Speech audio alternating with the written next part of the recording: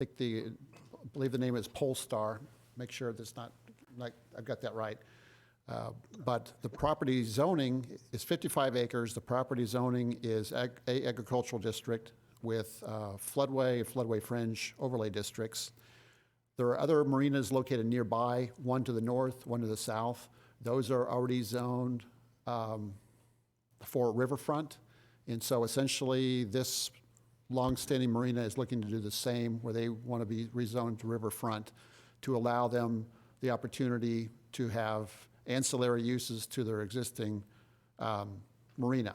What I mean by that is in the A agricultural district, yes, a marina is allowed by right, but any of the other ancillary or accessory uses such as boat brokerage, sales and storage of boats, marine gas services, and campgrounds, all of those would be considered conditional uses in the A agricultural district, whereas in the riverfront district, those uses would be allowed by right.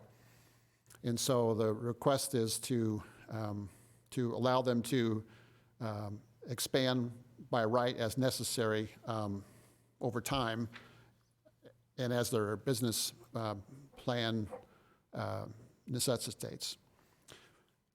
County staff reviewed this request and notes that the master plan recommends agricultural. However, the marinas to the north and south, the master plan recommends parks and open space uses, and we believe that the zoning would be consistent with that overall pattern of land uses and zoning in the area. So we would recommend that the Planning and Zoning Commission recommend approval to the County Council. Any questions for staff? Looking at the aerial photo, the majority of the property is covered by trees. If they decide to develop marina sales or campgrounds, do they have to come back to us? They would not need to come back to this body if it were rezoned at riverfront and they wanted to use it for any use that's listed as by right in that district. They would have to get a site plan from county staff. They'd have to get land disturbance permits, permits from the Corps of Engineers. And so there would be a number of reviews that we would do administratively. And so we would make sure that they would conform, the development would conform to all of the county's ordinances and requirements through the site plan process. Any other questions for staff? So if there were permanent improvements, they would obviously have to be built up above floodway?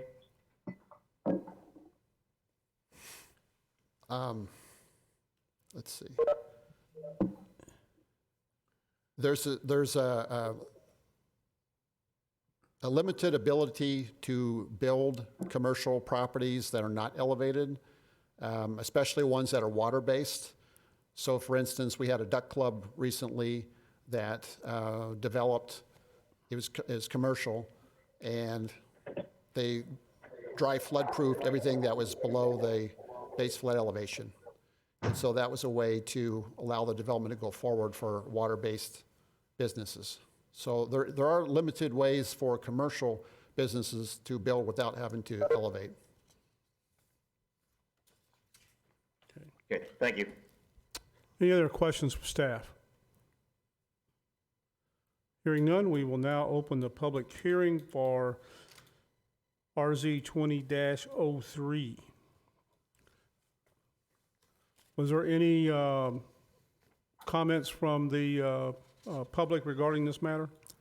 Yes, we had one communication from Arnie Dienoff, and he notes for RZ 20-03, 55-acre marina community, he recommends approval of the riverfront zoning district. Okay. That being the only public comment, we will now close the public hearing. Oh, I forgot to have the applicant. Is the applicant present? The applicant is present. Oh, I'm sorry. I got out of order here. Any comments you would like to make? Well, first, let me. You need to promise me you're raising your right hand. I have to swear you in. Do you solemnly swear or affirm that you will tell the truth, the whole truth, and nothing but the truth in these proceedings under the pains and penalties of perjury? I do. Please state your name and address for the record. Peter Tully. Are you asking for my home address or the business address? Either one. 6171 Highway V, St. Charles, 63301. Okay, go ahead, Peter. I've heard it through this virtual program, and I think it's consistent with what I'm asking for and applied for. And if the recommendation holds, I'm fine. Okay.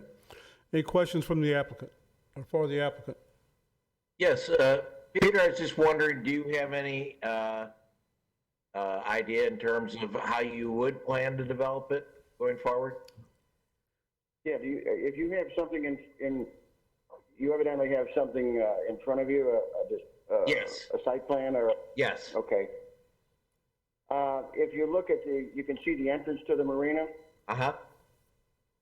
Okay, the downstream side, or if you're looking at it, the right side, that's a possibility of a campground / RV use, similar to what is at North Shore and similar to what is at Port Charles. And I have an indication I would like to put a boat out there. I have a boat that I would like to put out there instead of an RV.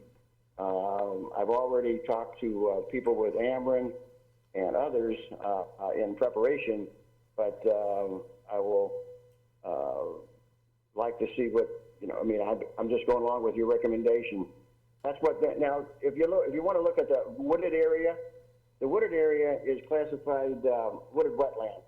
I think there's 33 acres of that is classified wooded wetland, and I would have to mitigate against that with the Corps of Engineers, which there were no plans to do whatsoever.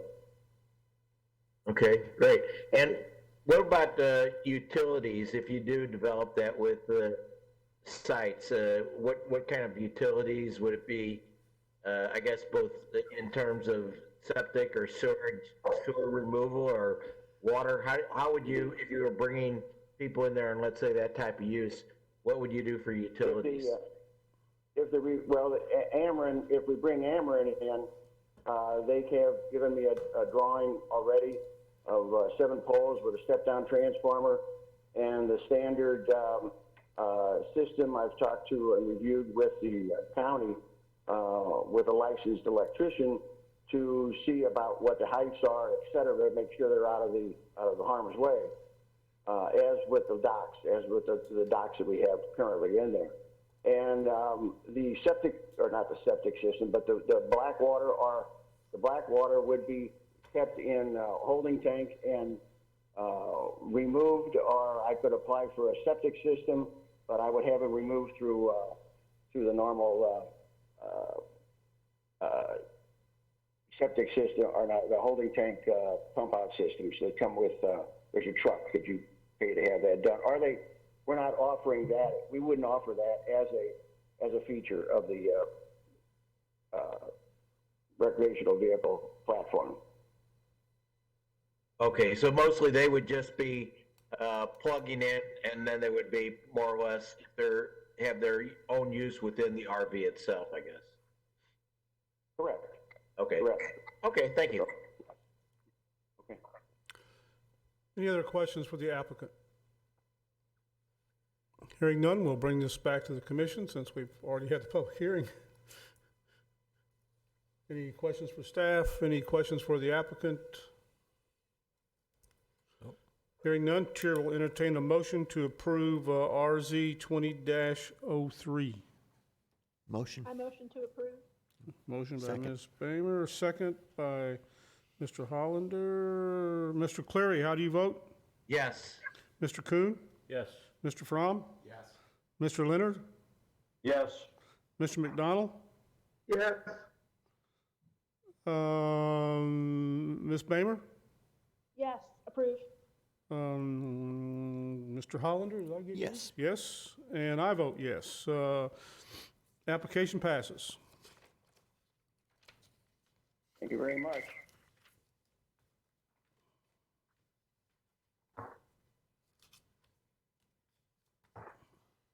Well, come on.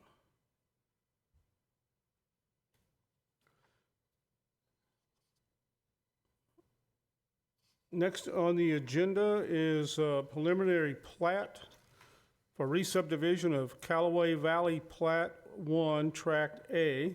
Location is 2977 Highway F. Application number PRE 20-01. Property owners is Robbie L. Johnson Revocable Living Trust. Surveyor is Landmark Surveying Company. Property zoning is A Agricultural District, 5-acre minimum lot size. Proposed lots are 3. Parcel size is 40.05 acres. The location is on the northeast terminus of Highway F and Callaway Ridge Drive, Council District, located in Council District 2. Staff.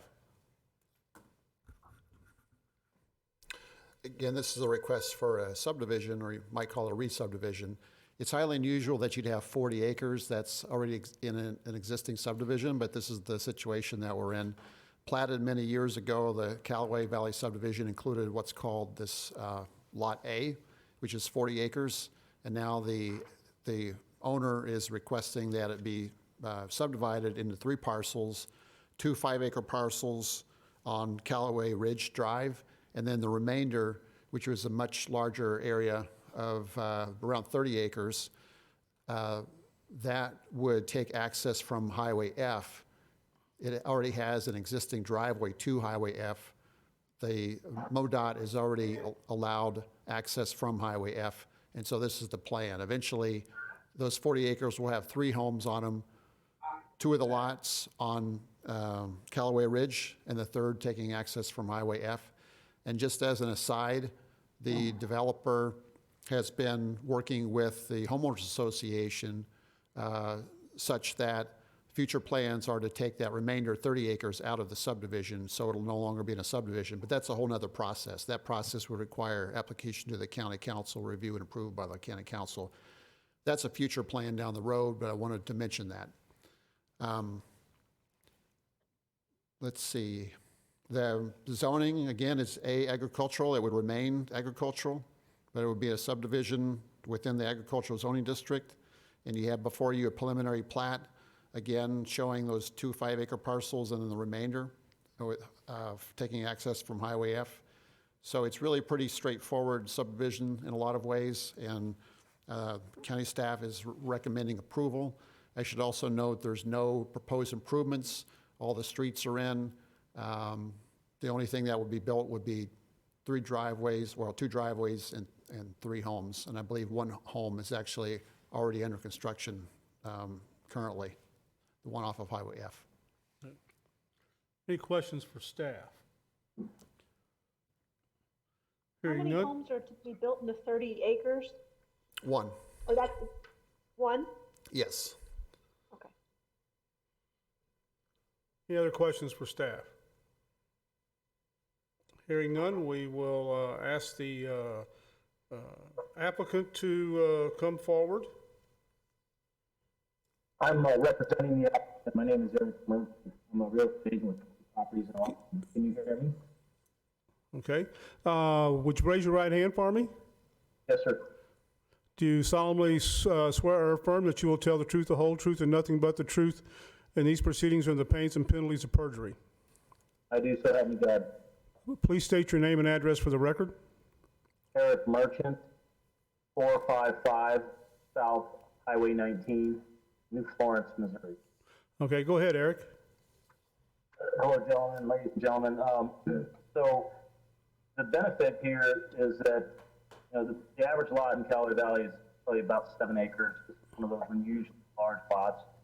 And the benefit to the association is that they'll be able to charge additional association fees, and it makes it likely to be developed and built upon, whereas before, having had it on the market for years, we just couldn't find someone that wanted to spend the amount of money necessary to buy the whole 40 acres and build a 2,400 square foot house.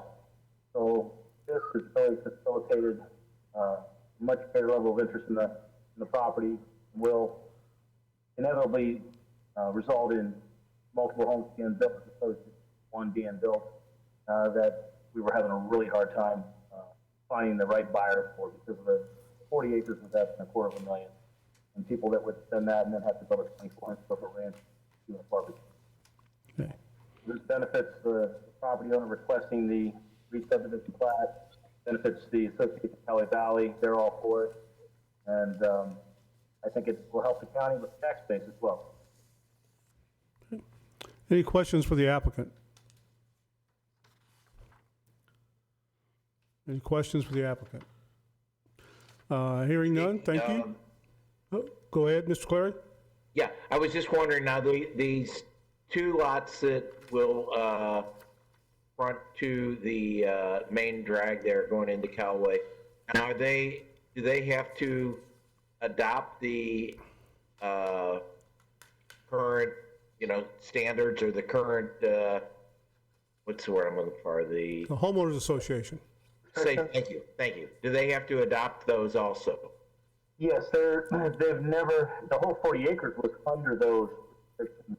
And so the 2 5-acre lots that we're proposing to divide off would remain identical to what there was for previous. Okay, thank you. More lots. Okay, thank you. Yes. Any other questions for the applicant? Hearing none, we will now open the public hearing for application number PRE 20-01. Mr. Meyer, you want to put into the record the letter from Fred Weber? Yes, make sure I've got this correct. There's a letter from Fred Weber, Inc., and it's signed by Douglas Weebly, the chairman and CEO. And it says, we're in receipt of a letter from the commission dated March 2nd regarding an application to approve a preliminary plat for subdivision for approximately 40 acres. As you may know, Fred Weber owns and or controls property along Highway F located to the northwest, west, and south of such proposed subdivision, as shown on the attached. We are writing the letter to advise the commission that since 1992, FWI has conducted surface and or underground mining and surface crushing, screening, and stockpiling operations on the property shown on the attached map, and that such operations include blasting 6 days a week. Prior to FWI operating the property, it has been operated as a quarry since 1954. FWI intends to continue such operations indefinitely, and the underground mining operations are currently progressing northward. There's another paragraph included, but I would characterize the letter as putting everyone on notice that this is the activity that we have, and it's been going on for decades, and we're continuing in the future on this activity, just so everyone will be aware, including future buyers. Okay. Any other comments regarding this application? We had one other comment from Mr. Arnie Dienoff. Make sure I've got the right one, 2001. One, condition that the applicant meet all standards of the county subdivision ordinance. 2, condition deeper setback of home from the roadway. And he also has a general comment, actually it's for all of them, that's saying he's highly opposed to the proposed conduct and proposed illegal violations of the St. Charles County Council, my home county, and how it proposes to hold public meetings in violation of Chapter 610 in its entirety of the revised state statutes of Missouri. No authority is granted to the council in Section 610.021 of the statute. And that was his comment for all 3. Okay. Any other letters, comments for the public hearing? No. Okay. We will now close the public hearing. Any additional questions for the applicant? Yeah, I do. Eric, and based on what the Weber Construction Company has stated, do you have any concerns about people putting homes on there that you're selling that would have blasting going on that amount of time? I think that's a very valid question. However, I don't have a concern about it. I want to get a copy of that letter if this gets passed and we proceed forward. I do want to get a copy of that letter and share it with any future owners. It's been going on for decades. I have had some people that lived at the property previously mention it. It was friends of some, but very few. There's been people living there. I sold the first house in the subdivision on the left. Of course, never had an issue with it. The foundation was in great shape. It never seemed to bother her. I've been on site there during the day, scores and scores of times over the years showing it, and never felt ground rumble, never heard a blast. So there's still blasting. I've been there while they're blasting. I just never noticed it. I noticed some stuff has been destroyed more than anything, but it's pretty much what you see, what you get there, and as long as the letters goes to everybody and they know what's going on, I don't think it'll inhibit future development and construction. Any additional questions for the applicant? Hearing none, we'll bring this back to the commission. Any questions, comments, concerns? Hearing none, I'll entertain a motion to approve PRE 20-01. Is there a motion? So moved. Mr. Cron makes the motion. Is there a second? Second. Mr. Kuhn makes the second. Mr. Leonard, how do you vote? Yes. Mr. McDonald? Yes. Mr. Hollander? Yes. Ms. Bamer? Yes. Mr. Clary? Yes. Mr. Kuhn? Yes. Mr. Fromm? Yes. And I vote yes. Motion passes. Thank you very much, folks. Do I have any further involvement at this point in the meeting, or should I time out? You can check out. You can check out. Yes, sir. Thank you for participating this way. The next item on our agenda is a preliminary plat for the Gronfeld Manor located at 4032 and 442 Jung Station Road. Application number PRE 20-05. Property owners is Donald A. Grunfeld and Darrell Lee Grunfeld Trust, Clarence William Roth Trust, and Amanda Verna Roth Trust. Developer is Rawls Company. Engineering is St. Charles Engineering. The property zoning is R1E/FF, single-family residential district, 7,000 square feet minimum lot size with floodway fringe overlay district. Proposed lots are 31. Parcel size is 16 acres. The location is on the southeast corner of the intersection of Upper Bottom Road and Jung Station Road, located in Council District 7. Staff. This application is a preliminary plat without a rezoning. What I mean by that is they're not requesting any modification for the zoning by right. Single-family residential land uses are allowed for this property so long as the plat conforms to all the county's standards for the subdivision regulations, I should say. So in this case, you might call this an infill project in that multiple parcels would be assembled and then redeveloped as a single-family subdivision on the southeast corner, essentially of Upper Bottom Road and Jung Station Road, not far south from the city of St. Peters. 31 lots would be involved. The property drops off fairly rapidly from Jung Station Road towards the back side of it where a creek is located. And so in order to make this work and meet all of the county's requirements for street slope and other requirements, tree preservation, floodway preservation, et cetera, the development is what I would call essentially clustered towards the west and along Jung Station Road and Upper Bottom Road, such that the creek back behind would be left undeveloped. So in that undeveloped area, that will be common ground. So there's floodway fringe that's located in that common ground, and about 2.5 acres of trees that would be preserved in order to help meet the tree preservation requirements of the county, as well as requirements for stream bank protection. From the top of the bank, it's at least 25 feet back. All vegetation has to be preserved. So that back portion is going to be common ground. It's going to be owned by homeowners association and maintained by them. I would also note there's a number of retaining walls, block retaining walls throughout this development that would help make it all work, and again, in terms of maximum street slopes so they're not too steep.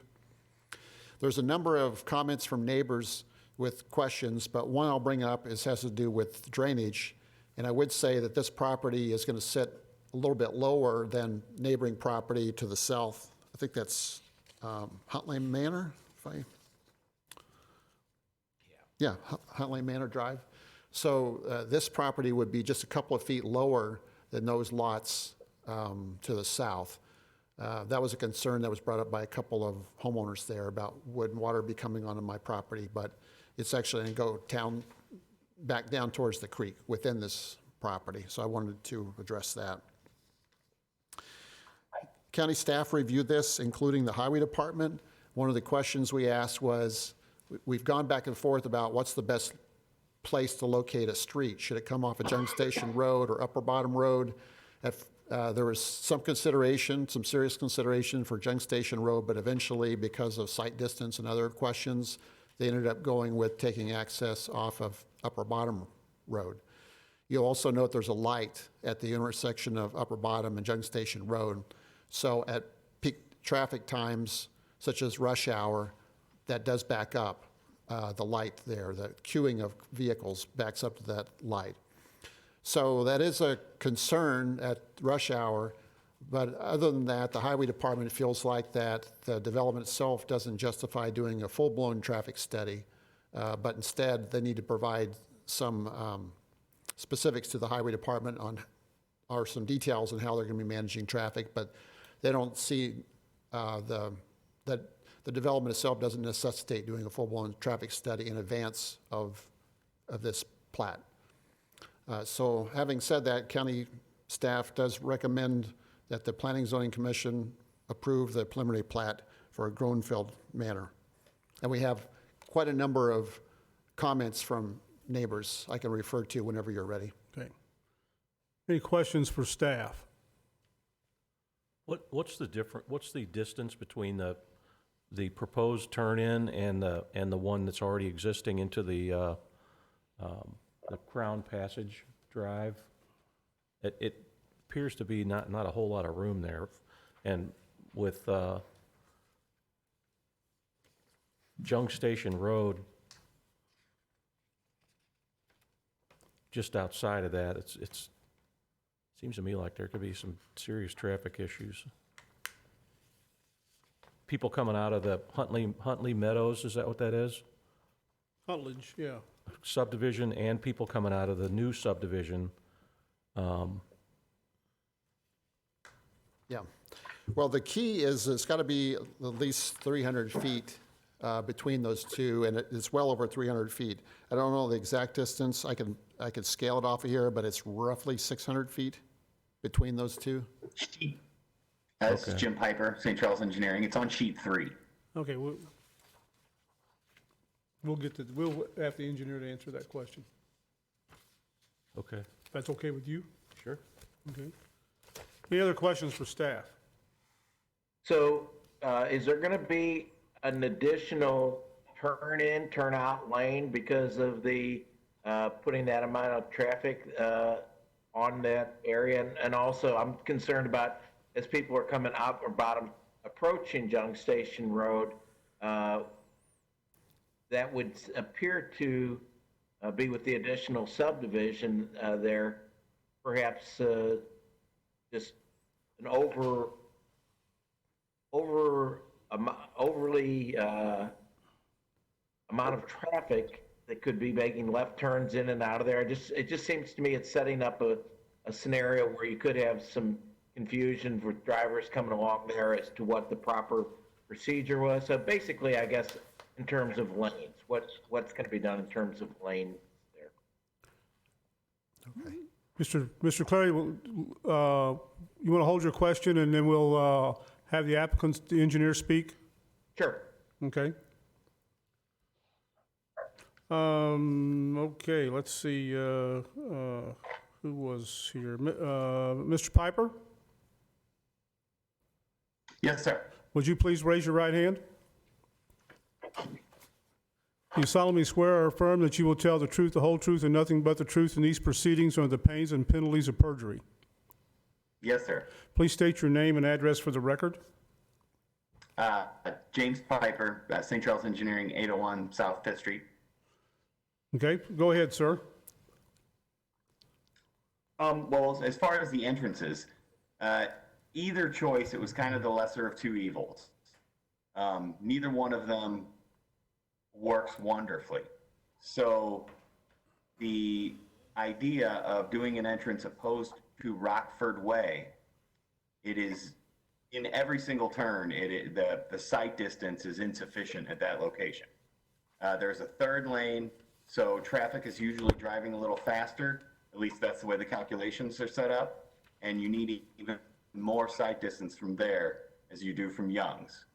Young's has sufficient sight distance plus some. So we do acknowledge that traffic backs up, and it backs up past this intersection regularly.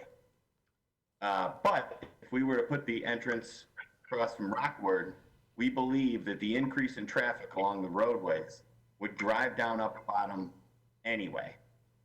So this gets them off the Upper Bottom, out of that queue before the light. It is a traffic problem, but we're not seeing it as the entrance necessarily, as it's just simply too much traffic at that light every night during rush hour. So I'll go back to the question about the additional lane. So traffic's already backing up beyond there. Don't you foresee that as a problem, people being able to turn in and out of there at rush hour traffic?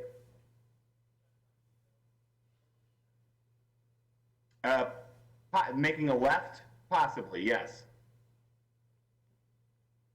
Well, and also the people turning into the subdivision, if it's already backing up, you'll have people Correct. waiting. That backup's there anyway. Yeah. So if we put the entrance on Rockford Way, you got to go through that intersection to get there. My real point is, I'm just wondering if there's going to be a turning lane in and out of that subdivision, a separate designated turning lane. As of now, we were not proposing one. Okay. Mr. Clear, are you talking about a turning lane on Upper Bottom, on, I'm sorry, yes, on Upper Bottom Road to allow that, it's already going to be a heavy congested area, but that would seem to alleviate it some in terms of backup and queuing through that intersection.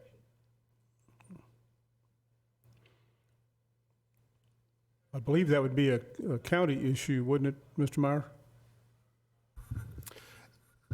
Yes, the County Highway Department indicated to us that they didn't believe that the additional traffic would be sufficient to warrant a traffic study before the preliminary plat, as a requirement for the preliminary plat approval. So that was their comment. Okay. Any other questions for the applicant? If you add an additional roughly 70 drivers a day there, what's that going to do to the wait times, the possibility for accidents, frustration? If you look at each home has roughly two cars, maybe plus driving. That's a lot of traffic to add to that area.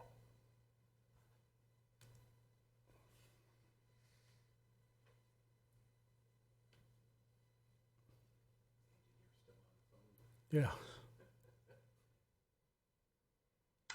I'll reply. I do acknowledge that yes, it is increasing traffic in the area. The entrance location is almost irrelevant because of the traffic flows in this area. And as Robert has said, we are not doing a traffic study I'm just very familiar with the traffic flows in this area, so I'm speaking a little out of school here, but regardless, you're increasing traffic on these roadways. So yes, all of those things are true, but it does, wherever we put the entrance, it's the same issue. I have a question about the sloping of this property and potential water problems with the rooftops and the concrete and what's going to be the slope of the final layout of this property where the homes are going to be? Is it going to be level there or slightly not level, or where's the water going to go? And I mean, I know where it's going to go, but is it going to create a bigger problem down in the common area there? I understand you're going to put retaining walls in, but it seems like erosion could be a big issue here.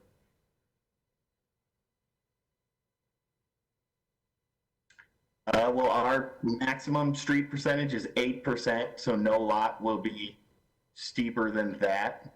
They're all 70 feet wide, and we are directing all of our stormwater into storm pipes as soon as possible, into a system underground to prevent erosion, and then down into the common ground area into a detention basin where it will pond for a period of hours.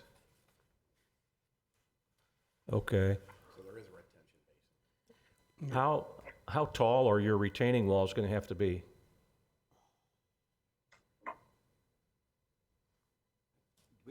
Believe roughly 10 feet tall in the rear yards of lots 31 through 25. He's representing the builder. Oh, I'm sorry, Would I you didn't repeat hear that again?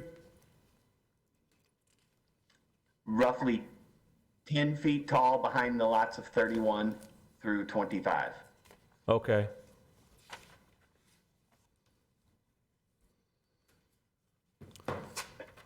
Any other questions for the applicant?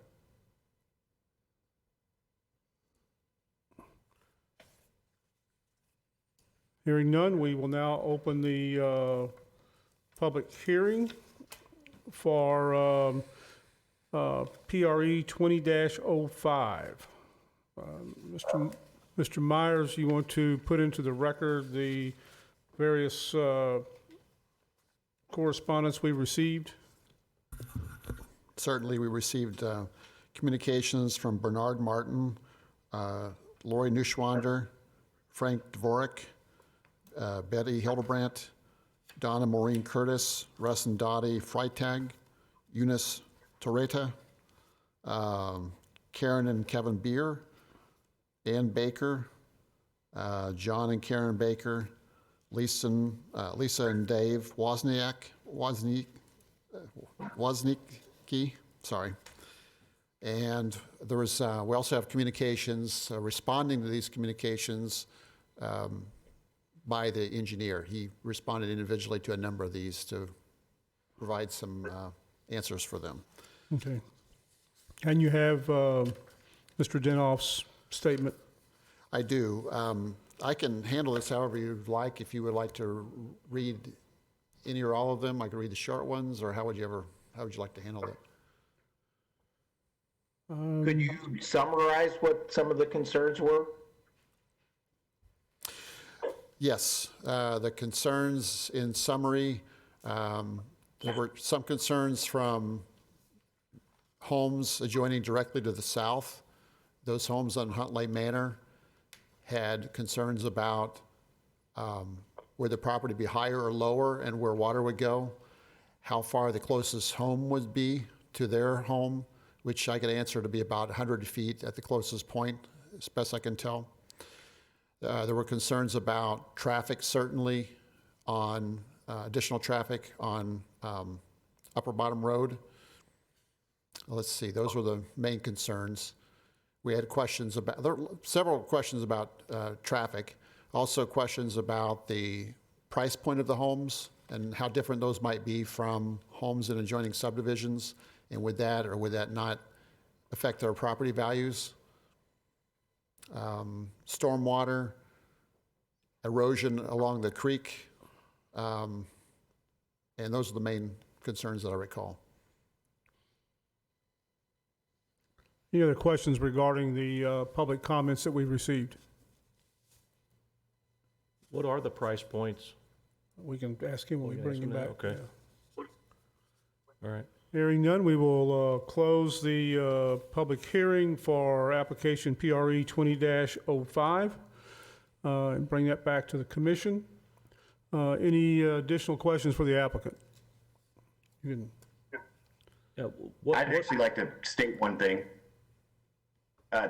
Some of the community comments, I just want to point out, we did get one community comment from a gentleman who lives off of Young Station, and his comment was he opposed an entrance on Young Station.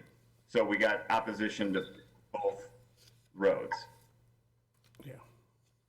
That was all. Let's see, is,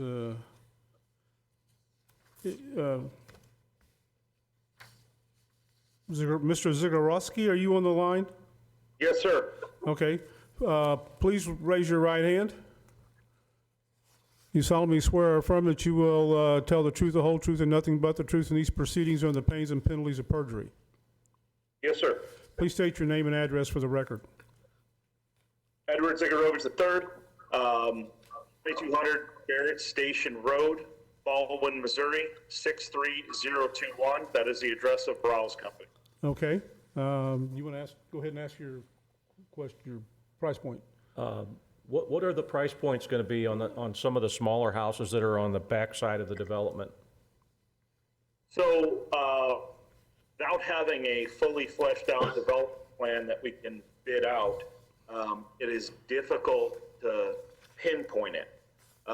Obviously, our ground costs, our development costs, that is going to dictate our final sales cost. I will say that a development in a similar area with a similar product type, it's called Bristol Ridge. It's off of Old Frieden Roads near Tallbridge community. Our starting price there was $279,900. Well, we are paying roughly twice the amount for the raw ground. That site, we were able to front a lot onto Old Road, meaning our development cost was low. That site did not require as much grading, not anywhere near as much grading as this site. That site did not require as much pipe work as this site. To say that, again, we can never, I would never put in public record, we are going to start at this price. To say that we would be below 300 would be a dream on our part. The cost of ground, the cost of developing this site will put us at a point where we will exceed the average sales price of transfers in the Huntley Manor sub. Okay. Any other? Go ahead. There is always a concern by existing homeowners that a new development would decrease property values. That would be nearly unfounded. I don't know that you could ever point to a place where new construction sells for less than existing homes, particularly in this market. And I know we are going through some changes right now. We're all wondering what it's going to be, but it just does not happen. Not for comparable houses. That's true. But if it's a comparable house or less than what the houses are next to it, that's what I think Tom's kind of alluding to. What kind of house are you going to build? How big are the houses going to be? Yeah, you've got 9,000 square foot lots. Now I understand the question maybe further. On Saturday morning, I did have a Zoom meeting with the adjoining Huntley Manor HOA, the concerned people with that. I provided them with the brochures of the homes that we would today offer in this community. they are very comparable to the adjoining homes. Okay. Again, that Bristol Ridge subdivision that I mentioned is comparable to the homes at Huntley Manor. Right, so do you know what the lot sizes are in Huntley Manor right now? Does anybody have that information? Do we know, are they comparable to this? I could find out quickly here. I mean, I really can't tell from the, Yeah, I was there today, and they're pretty nice. I mean, it's nice, but I can't tell how big they really are, Yeah, the lots.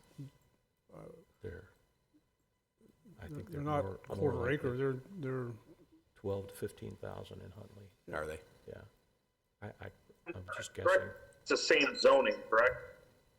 I don't remember. Yes. yeah, same zoning, so it'd be 7,000 minimum. Minimum. Right. I mean, nothing's 7,000 in what he's proposing. Everything's 9,000 or bigger. Yeah. Or 8,000 is the smallest, look like 8,600. I mean, he's got a 18,000 square foot lot in this subdivision. So Ed, I understand that you wouldn't be saying a price point, but what about a minimum and maximum square footage in terms of what you're going to write into your subdivision restrictions? We don't, our boilerplate, HOA indentures does not have that. Is that a requirement of St. Charles County that I am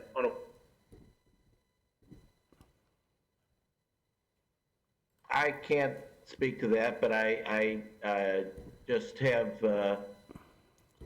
I just want to know what we're analyzing here. Sure. If that is a requirement of St. Charles County, we would certainly meet that requirement.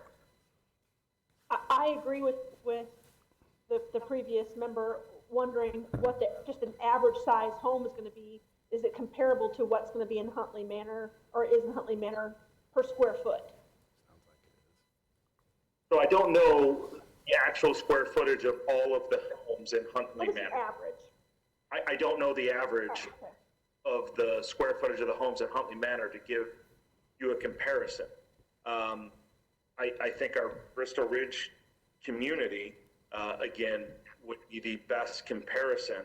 And we have homes in there starting at ranch homes at 1562, and then 2 stories in the 2,000 to 3,000 square foot range. It don't on what the purchasers select.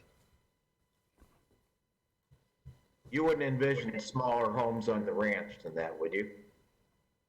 No, for this lot cost that we're going to be into, our perceived lot cost, I don't see how you can home that would ever be less than.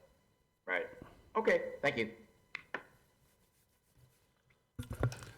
Do have a little information, a question about lot size.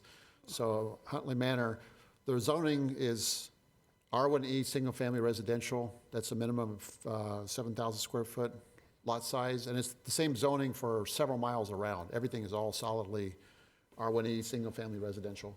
Let me verify that 7,000 is correct. I believe it is. Make sure I don't have that wrong. Yes, 7,000 square foot minimum. So Huntley Manor to the, what would that be, the east, I guess? I just did a little quick math, and it looks like the lots are roughly 10,000 square feet to 17,000 square feet, somewhere in that range. The lots that back up to that creek on the other side are a little bit larger, as you might imagine, so that, those are some of those that are like 17,000, somewhere around there. Okay. That helps. Any other questions for the applicant? If not, thank you, sir. Chair will bring this back to the commission. Is there any other questions, comments? Hearing none, Chair. I guess I do have, I think that subdivision looks like a good subdivision. I think Roseville's a good home. But I do have some concerns about the entrance and the safety. Does anybody else have those concerns? I think the subdivision looks like it'd be good. Yeah, Mr. Cleary, this is Commissioner McDonald. I share those concerns. As does Tracy Bamer.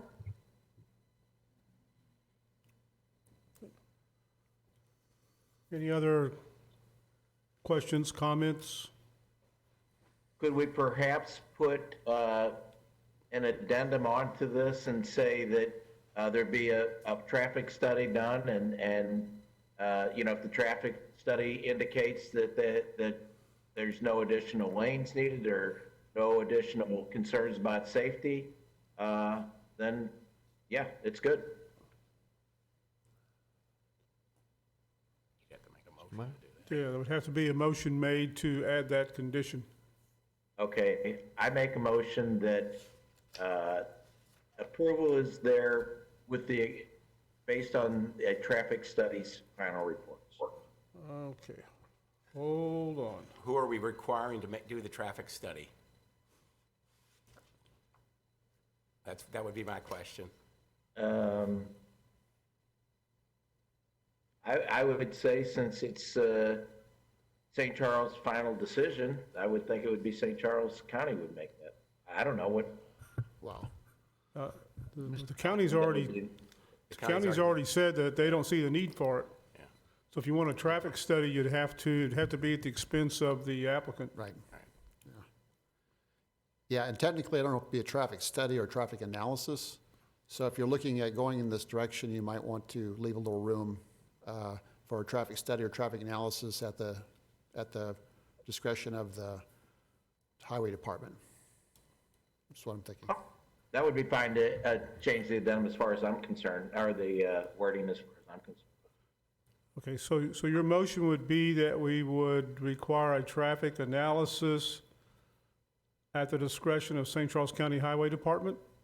Yes. Did I get that correct, Mr. Meyer? Well, what I was thinking is my understanding is a traffic study is more involved and more rigorous than traffic analysis. And I'm not sure which would be warranted here based on this level of development, but I think the highway department could make that determination whether it should be traffic analysis or traffic study.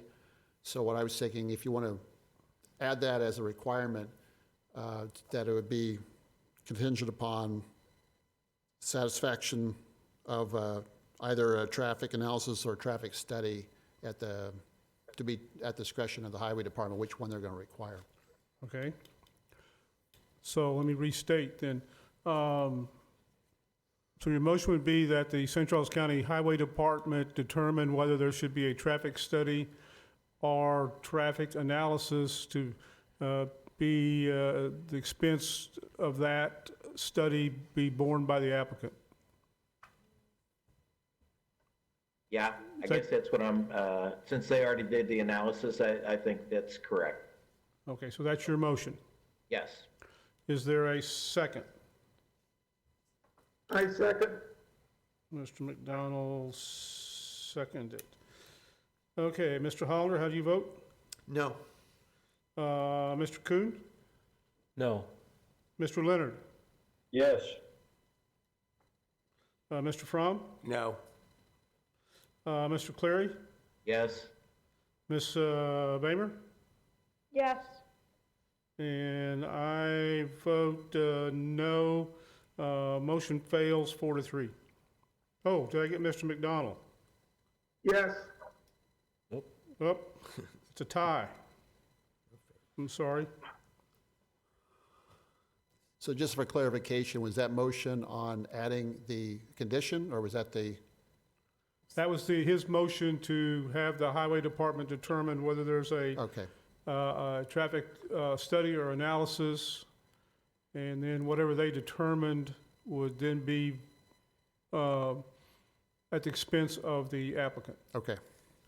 So make sure I have this one more time. Ms. Bamer voted yes, is that correct? Correct.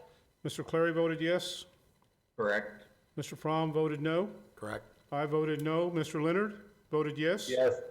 Mr. Kuhn voted no. Mr. McDonald voted yes. Yeah. And Mr. Hollander voted no. Correct. So it's 4-4, so the motion fails. Okay, now we're back to the application. Is there a motion to approve application PR, wait a minute. I got my papers all out of whack here. No, here it is. Application number PRE 20-05 as presented by staff. Motion to approve. Motion. Mr. Hollander makes the motion. Is there a second? Second. Mr. McDonald made the second. Ms. Bamer, how do you vote? Yes, You're voting in favor.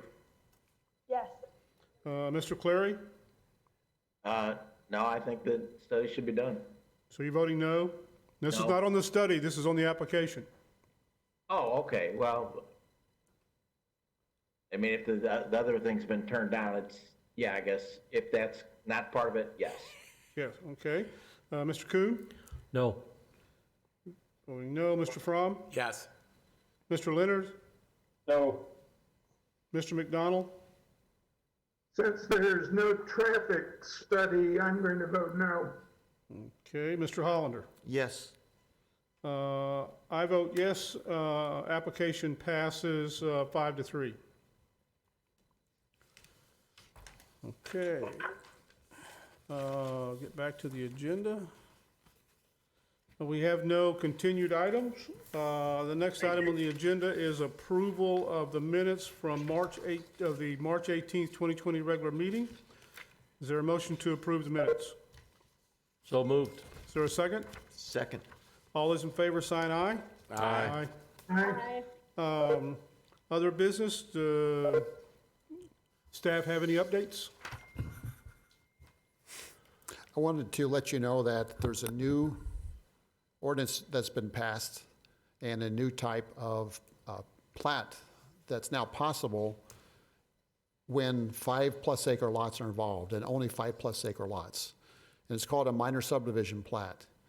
For years and years, we've had a one-size-fits-all type of plat, and that is you go through this admittedly rigorous process, but that's really geared towards subdivisions that have improvements to be built. If you characterize zoning, it's about land use. If you characterize subdivision regulations, it's about improvements. Well, what do you do in rural areas where there's no public improvements? There's hardly any improvements, frankly. And the expectations are lower in rural areas for improvements, like, do really people expect curb and gutter or even paved streets necessarily in rural areas? So again, for so many years, we've had this one-size-fits-all subdivision regulations. Now the county council's recently passed what we're calling a minor subdivision.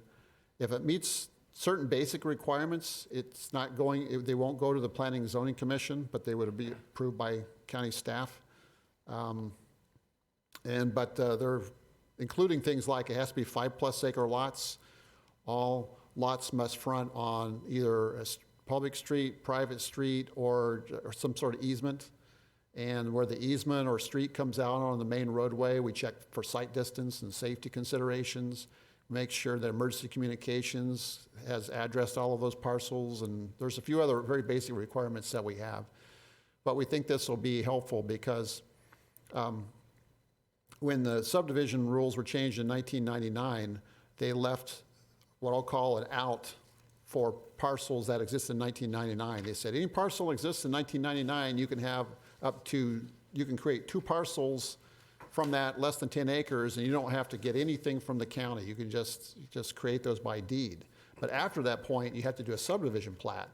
Well, what's happened is over the years, all these parcels, they've gone through their 2 free, I'll call them the 2 free lots, and now they're bumping up against having to do subdivision plats for 5+ acre lots even. So because of that, this new process has been created, and I've really looked forward to using this because I think it will be less about trying to hammer a square peg into a round hole sometimes in rural areas and trying to force these 5+ acre lots into the subdivision standards. So that's now available. I want to let you know that, and it's called the minor subdivision process. Okay. Interesting. Any questions, Mr. Meyer? Yeah, I do, Robert. It's not related to that, but I'm just interested in this whole idea of the traffic. Is there any criteria that triggers, yes, it needs a study, or no, it doesn't, just because I want to know in the future going forward? There are criteria that have been adopted by the Highway Department, and I can get you the specifics on that. I don't have the specifics with me here currently, but I'll get you that information. Yeah, if you can just send it to me, I appreciate that. Sure. Thank you. Anyone have anything else to bring before the commission? Hearing no one, thank everyone for participating in these unusual times, but we will all get through it. So Chair will entertain a motion to adjourn. Don't move. Is there a second? Second. All those in Second. favor, sign aye. Aye. We're adjourned.